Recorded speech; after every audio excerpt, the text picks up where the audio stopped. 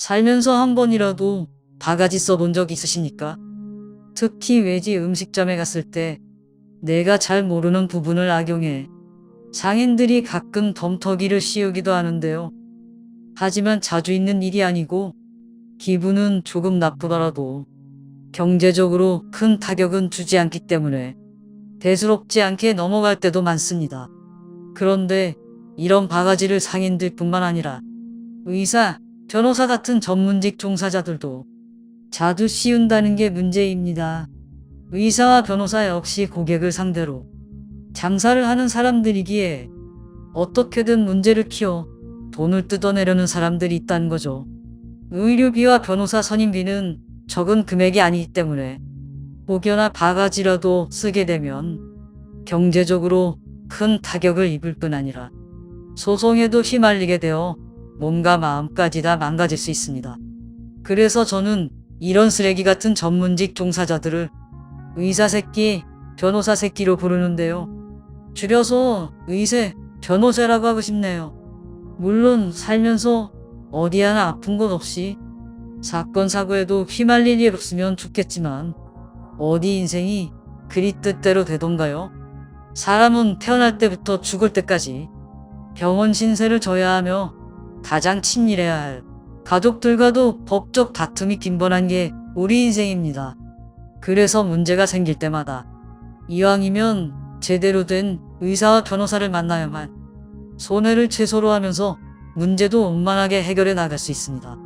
즉, 남에게 속지 않는 능력을 키우는 게 세상을 지혜롭게 사는 방법일 수 있다는 거예요. 이런 건 보통 부자들만 알고 있기 때문에 학교에서는 가르쳐 주지 않습니다. 그래서 지금부터는 세상을 살아가는 데 있어 꼭 필요한 지혜를 풀어볼 텐데요. 모르면 호구되기 십상이니 남들 하자는 대로 질질 끌려다니지 말고 이제는 안 돼, 싫어, 그만을 외치고 삶을 조금 더 주체적으로 살아가 보세요. 첫째, 제대로 된 의사와 변호사를 구별하는 법. 중병이 아니라면 종합병원보다는 개인 병원을 가는 게 훨씬 효율적입니다. 종합병원은 환자가 많아 환자당 3분 안에 진료를 마치고 처방을 내리곤 하는데요. 그만큼 개인 상담 시간이 상대적으로 적다는 거죠. 이는 사회주의적 복지 정책에서 비롯됐습니다. 모든 국민이 똑같은 의료 서비스를 받아야 한다는 취지는 좋지만 전혀 효율적이지 않아 주먹구구식 진료가 판치고 심하면 심각한 의료사고로 이어지기도 하죠. 그래서 제대로 된 개인 병원을 구별하는 안목이 있다면 훌륭한 의사에게 진료비도 아끼면서 좀 더 효율적으로 치료를 받을 수 있습니다. 이를 위해 가장 먼저는 화려한 병원은 피하는 게 좋습니다. 특히 대리석 인테리어와 화려한 조명이 나를 감싸는 곳은 의사가 그만큼 대출을 많이 받았음을 의미하는데요. 병원 측은 하루라도 빨리 대출을 상환하기 위해 환자의 재정과 건강 상태는 고려하지 않고 값비싼 수술과 약물 치료를 권하기 쉽습니다. 예를 들어 산부인과에서 자연분만보다는 무조건 제왕절개를 권한다든가, 치과에 갔을 때 충치가 심하지도 않는데 무조건 금으로 씌워야 한다는 곳은 거르는 게 좋습니다. 그래서 새로 생긴 병원보다는 한 지역에 오래 있고 낡은 병원에 가보는 것도 명의를 찾는 방법 중 하나입니다. 그리고 진료를 받기 전 자신의 증상을 인터넷 검색을 해보면 대략적인 원인과 처방을 알 수 있는데요. 그래서 자신의 증상을 속속들이 알아보면 그만큼 바가지 당할 확률을 줄일 수 있습니다. 그런 다음 의사의 겉모습을 관찰해보세요. 명품 시계나 와이셔츠를 비롯해 화려한 액세서리를 하고 있으면 돈이 많이 필요한 사람이기 때문에 갖가지 고가의 치료를 권할 가능성이 큽니다. 그리고 의사의 나이대 또한 중요한데요. 아무래도 의료기술은 수련기간과 비례하기 때문에 나이가 젊다는 건 그만큼 다양한 환자를 만나보지 못했을 뿐더러 큰 수술 같은 의료 경험도 부족하기 때문에 위험 부담이 크다는 겁니다. 물론 가끔씩 비교적 저렴한 가격을 제시해 주기도 하는데 치료를 빙자한 실습이 될 수도 있기 때문에 의료사고를 항상 염두에 둬야 합니다. 이 외에도 자기만의 비법이 있다는 발언을 하면 사이비의 돌팔이일 수 있으니 일단 의심해보는 게 좋습니다. 그리고 진료를 받을 땐 한 곳의 병원만 고집할 게 아니라 한의사를 찾아 한방 치료를 받는 것도 방법입니다. 오랜 통원 치료를 해도 낫지 않던 병이 의외로 간단한 한약재와 침 몇 방으로 보존되는 경우도 많기 때문이죠. 그런데 오랜 기간 증상이 크게 완화되지 않는다면 다른 병원의 전문의를 찾아가야 합니다.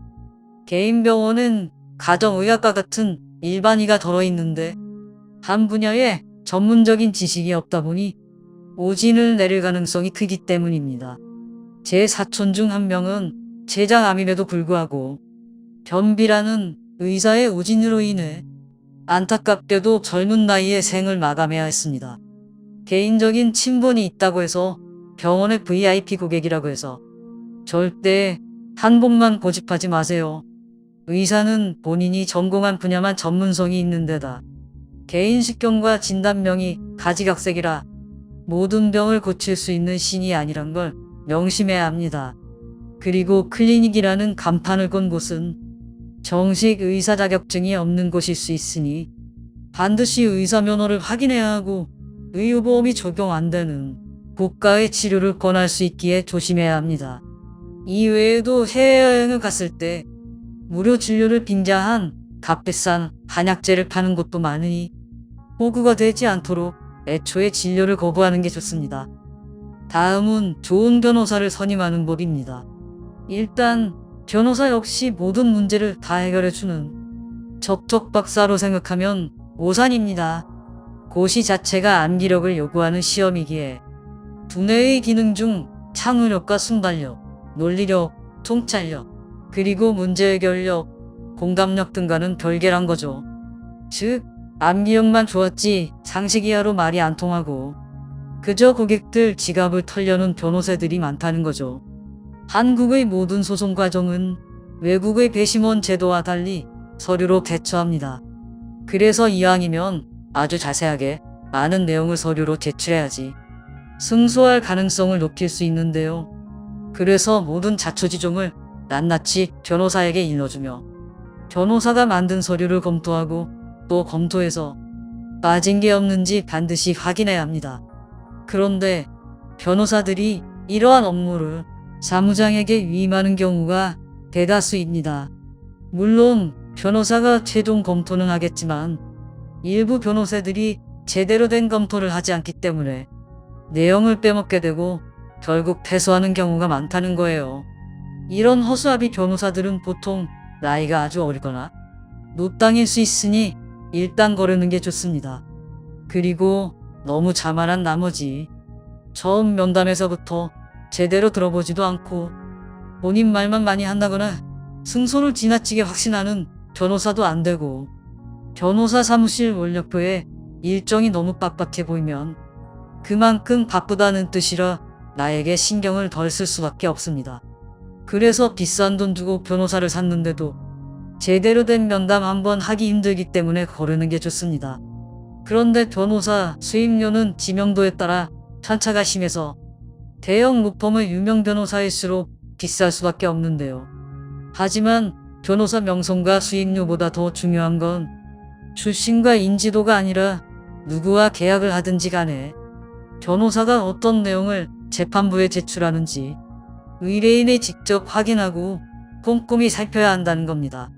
그리고 착수금은 최소로 주고 나머지 성공 사례비는 나중에 주는 쪽으로 하자고 말이라도 꺼내보는 게 좋습니다.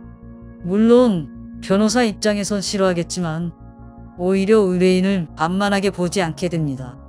또한 재판 중간중간 기타 수임료나 재판 결과에 따라 보너스를 요구하기도 하는데 이는 무시하고 지불하지 않아도 되는 돈입니다.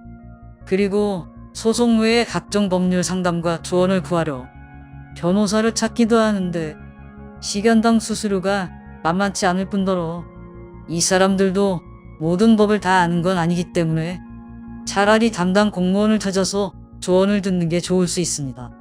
하지만 상담 전 반드시 인터넷 대법원 판례를 한번 찾아보세요. 자신과 비슷한 사건 사고가 상당히 많기 때문에 궁금증 해결에 큰 도움이 되어 시간과 돈을 아낄 수 있습니다. 둘째, 좋은 책을 고르고 올바로 읽는 법. 모든 길은 책 속에 있기 마련입니다. 가장 효율적이면서도 정확한 답을 제시해 주는 게 바로 책이란 거죠. 그래서 부자들은 1년에 100권 가까이 책을 읽습니다. 특히 자기계발과 경제 경영에 관한 서적에 비중을 두는데요. 현실적으로 삶을 살아가는 데 있어 당장에 큰 도움을 주기 때문입니다. 하지만 책을 읽는 건 말처럼 쉬운 게 아니고 개인별 상황과 독해력, 이해도가 상이하니 모두가 처음부터 두껍고 어려운 책을 읽으란 건 아닙니다. 자신의 수준에 맞게 읽되 만화로 된 책도 좋으니 처음에는 최대한 쉽고 지은이의 실전 경험을 토대로 제작된 책이 좋습니다. 일단 책에 대한 흥미를 키워놓고 꾸준히 읽어가는 게 그 무엇보다 중요하기 때문이죠. 하지만 학자들이 쓴 책은 실무 경험 없이 여기저기 전문 서적을 짝 읽기 한 책에 불과하고 유식한 척을 하려 온갖 어려운 외래어를 잔뜩 적어 놓았기 때문에 실생활에 별 도움이 되지 않습니다. 그래서 논문을 쓴다든가 학자가 될 생각이 아니라면 이런 책들은 거들떠 보지도 않는 게 좋습니다. 책을 꾸준히 읽다 보면 비슷한 내용이 많이 나오기 때문에 속독과 다독이 가능해져 더 많은 정보를 얻을 수 있습니다. 또한 읽고 있던 내용도 복습이 될 뿐만 아니라 현재 자신이 가고 있는 방향이 맞는지, 책에서 배운 대로 살고 있는지 재차 확인할 수 있으니 비슷한 장르의 책이라고 거르지 않아야 합니다. 그리고 책을 읽을 때 모든 내용을 외울 필요는 없는데요. 무슨 자격증을 딴다거나 고시를 보는 게 아니니 그저 가장 기억에 남는 내용 한두 가지만이라도 실생활에 적용하는 연습을 해보는 게 진짜 중요합니다. 성경에는 행함이 없는 믿음은 죽은 것이라는 말씀이 있는데 지식이 아무리 많아도 실천하지 않으면 무용지물이한 거죠. 책을 아무리 읽어도 바뀌지 않는 이유가 그저 머리로 아는 데서 끝나기 때문입니다. 책 내용을 믿고 따라해봤을 때 비로소 변화가 찾아옴을 기억하세요. 그리고 현대인에게 정보력을 키워주는 게 바로 독서입니다. 4차 산업혁명 이후 세상이 너무 빨리 변하고 있기 때문에 값진 정보를 먼저 선점하는 사람이 부와 명예를 지게 되죠. 그래서 궁금한 내용이 어디에 뭐가 있는지, 시간이 지났을 때 무슨 책에 어떤 내용이 있더라 정도만 기억하더라도 반은 성공한 거라 할 수 있습니다. 그래서 좋은 책은 되도록 빌리지 말고 사서 여러 번 보는 게 좋습니다. 밑줄도 긋고 메모도 하면서 최대한 더럽게 말이죠. 그리고 독서는 따로 시간을 내서 하기보다 틈이 나는 대로 취미생활처럼 하는 게 좋습니다. 대다수 사람들은 오히려 시간이 나면 외부 약속을 잡든가 TV를 보기 십상이니 차라리 점심시간이나 출퇴근 시간을 이용하면 일주일에 한 권은 읽을 수 있습니다. 아니면 되도록 서점을 약속 장소로 잡고 미리 나가 책을 고르는 척이라도 해보세요. 그렇게 5분 10분이 쌓이면 책에 대한 호기심이 생기게 되고 이는 곧 나를 발전시키는 원동력이 됩니다. 만약 살아가는 데 있어 어떤 궁금증이 생겼다면 유료 강의나 상담을 받기보다 먼저는 관련 분야의 책을 5권 정도 읽어보세요. 이렇게 한 분야를 파게 되면 선택의 기로에 섰을 때 실수를 줄이고 현명한 선택을 할 확률을 높일 수 있습니다. 주식을 하든 부동산을 하든 감으로 하지 말고 제발 책 좀 읽어보라는 겁니다. 그런데 한 가지 주의할 건 자기계발을 비롯해 경제 경영 서적에 우선순위를 두되 투자나 돈 등 한 분야만 파면 안 됩니다. 오히려 생각이 고착되어 시야가 좁아지기 때문이죠. 돈이 최고라고 생각한 사람이 돈에 대한 책만 읽고 많은 돈을 벌었다고 해봅시다. 하지만 대화하는 법, 올바른 인간관계를 쌓고 사회생활을 하는 법, 자녀교육법 등을 몰라 혼자가 됐다면 과연 행복한 삶이라고 할 수 있을까요? 그래서 심리학을 비롯해 문학과 예술, 역사와 과학 등 다양한 종류의 책에도 관심을 가지세요. 돈만으로 인생이 사라지는 게 인생이 아닙니다. 다양한 문제를 해결할 수 있는 통찰력은 다양한 책을 통해 기를 수 있음을 명심하세요. 셋째, 은행 적금 바로 알기. 은행은 이자를 주는 곳이 아니라 고객의 돈으로 장사를 하는 곳입니다. 우리가 맡긴 돈을 사업장에 투자하거나 대출해줘 엄청난 이윤을 뽑는 곳이 은행이란 거예요. 은행은 수지타산을 철저히 따져보고 절대 손해를 보지 않기 때문에 적금 금리는 낮은 반면 대출이자는 몇 배나 높습니다. 고객의 돈으로 장사하면서 그 수익의 99%는 은행이 가져가는 거죠. 하지만 많은 사람들이 그래도 은행에 적금이라도 해서 10원이라도 받는 게 괜히 투자한답시고 돈을 날리는 것보다 낫다고 생각을 해요. 그런데 이자를 아무리 많이 받는다 한들 매년 물가 상승률을 반영하지 못할 뿐더러 세금까지 떼가니 대려 원금 손실을 가져옵니다. 특이한 건 요즘같이 경제가 불황일수록 사람들은 더 안전한 곳에 돈을 예치하려고 합니다. 그래서 은행은 더더욱 폭리를 취할 수밖에 없는데요. 사실 많은 금융권이 언론과 손잡고 서민의 불안감을 조성해 돈을 긁어모을 때가 많습니다. 예를 들어 어떤 특정한 사건 사고가 있을 때마다 관련된 보험이나 갖가지 상품을 광고하고 일어나지도 않는 사고와 질병을 들먹이며 마치 큰 혜택이라도 주는 것 마냥 입을 터는 보험회사를 특히 조심해야 합니다. 물론 선천적으로 건강이 약하거나 어떤 가족력이 있다면 모를까 사람이 실제 질병에 걸리고 사고 날 확률은 그리 높지 않습니다. 그만큼 보험금을 타먹기가 쉽지가 않다는 거예요. 설사 보험금을 타먹을 만한 일이 생겼다 하더라도 생각만큼 큰 보장이 되지 않을 뿐더러 중간에 목돈이 필요해 계약을 해지라도 하게 되면 막대한 약금을 물어야 하니 본전도 못 찾는 게 보험입니다. 더 큰 문제는 보험을 가입한 대다수 사람들이 보험금을 타먹으려 대려 건강관리에 소홀해진다는 건데요. 사고나 질병에 대한 경각심수로 보험이 무슨 만병통치약이라도 된 것 마냥 몸을 함부로 굴리는 사람들이 생겨난다는 거죠. 사실 보험 혜택이라는 게 당장 자기 자신을 위하기보다 최악의 경우 홀로 남겨진 가족들을 위한 것입니다. 그래서 소득의 상당 부분을 보험에 올인할 게 아니라 최소로 하는 대신 자산 증식에 힘써야 합니다. 부자가 되고 나면 굳이 보험이 필요 없게 되거든요. 그래서 적금도 목표한 종잣돈이 모일 때까지만 하고 목표한 목돈이 모였을 때 하루라도 빨리 사업이나 투자를 시작해야 합니다. 잘 모르겠으면 일단 2, 3년 안에 1억을 모으겠다는 목표를 정하고 돈을 부지런히 모으는 동안 1억으로 할 수 있는 사업과 투자에 대한 공부를 병행해야 합니다. 책도 보고 학원도 다니면서 말이죠. 그렇게 1억이 모였을 때 자산을 사모으는 시점부터 부의 증식이 시작됩니다.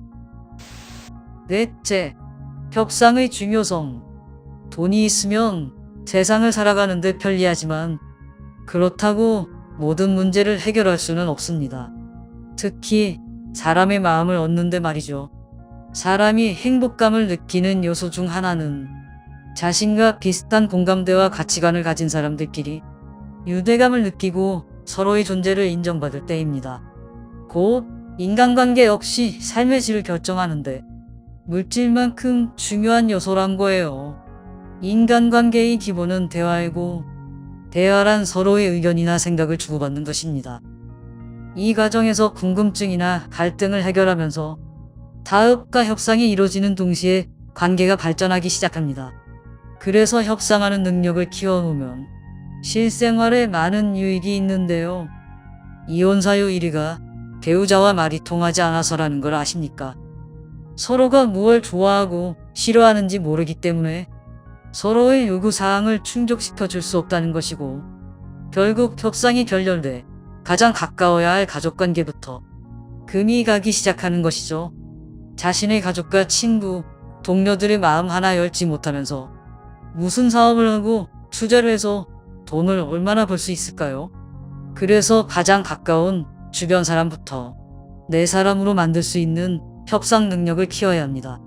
자본주의 사회에선 상대의 마음을 열면 지갑도 열리기 마련입니다.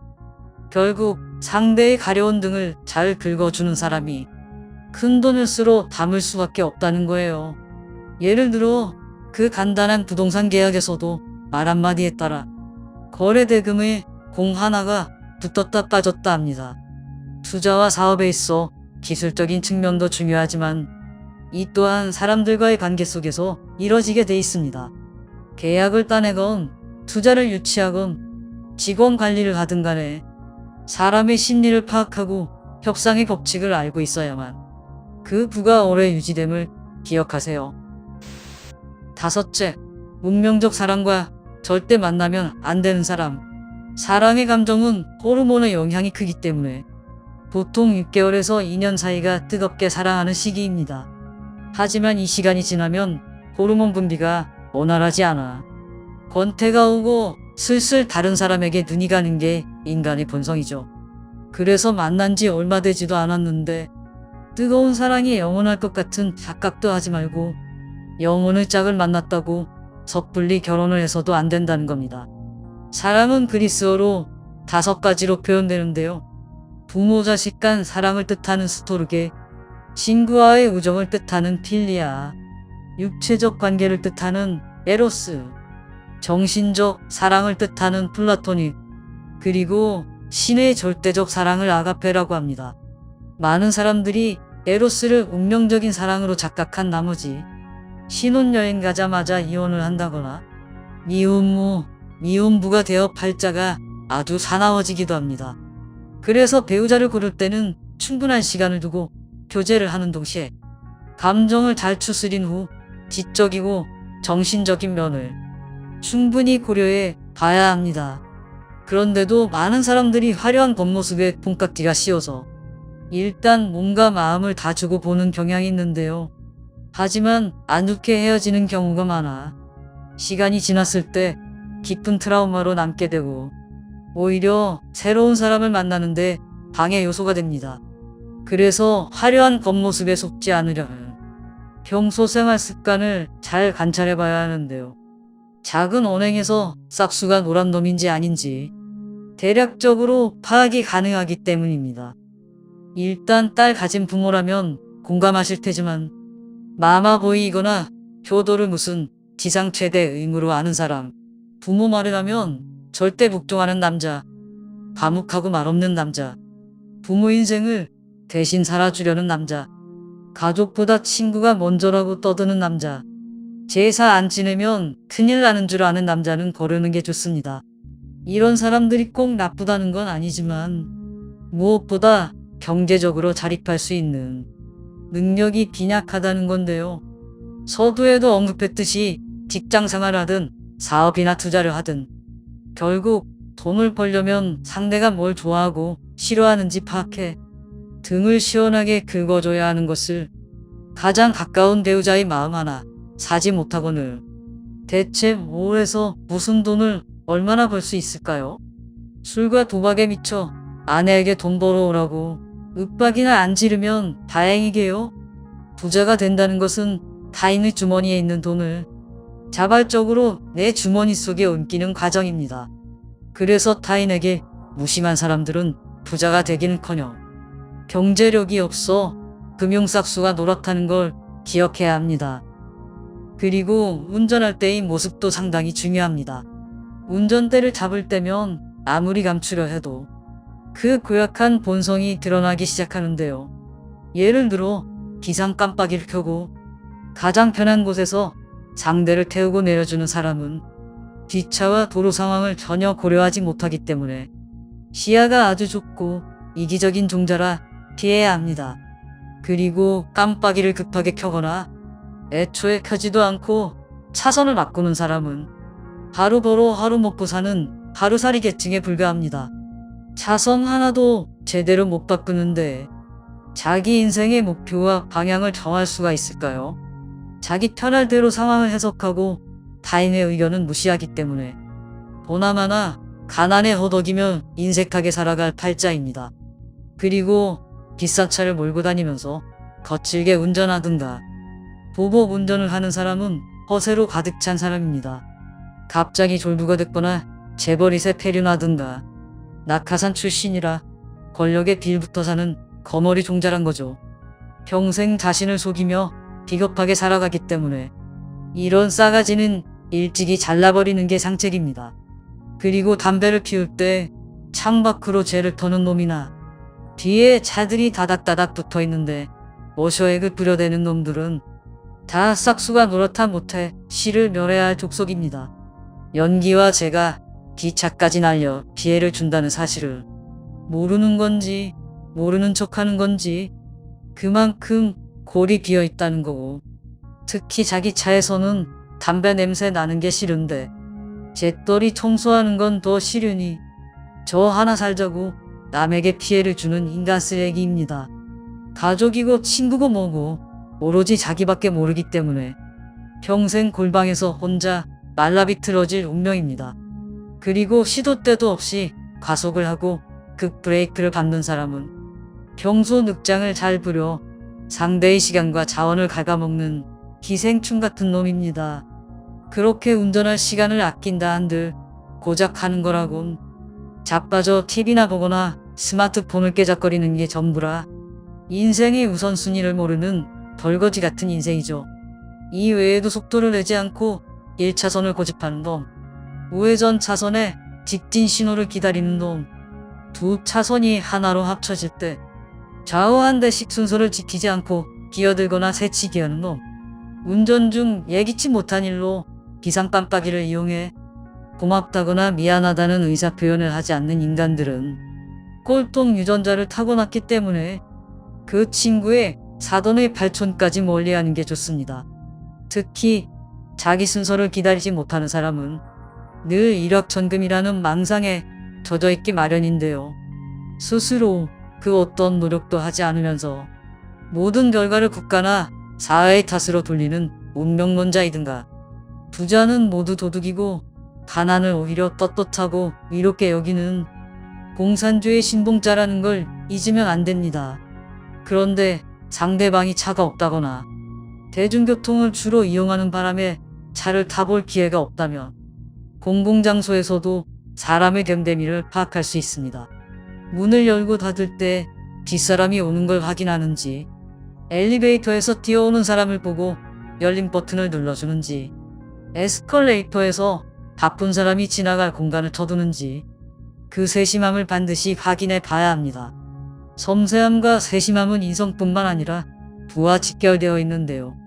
부자가 된다는 건 타인이 가지고 있는 문제를 파악하고 섬세하게 대처할 줄 아는 능력에서 비롯되기 때문에 공공장소에서 얼마나 타인을 고려하는지에 따라 그 사람의 부가 결정된다고 해도 과언이 아닙니다.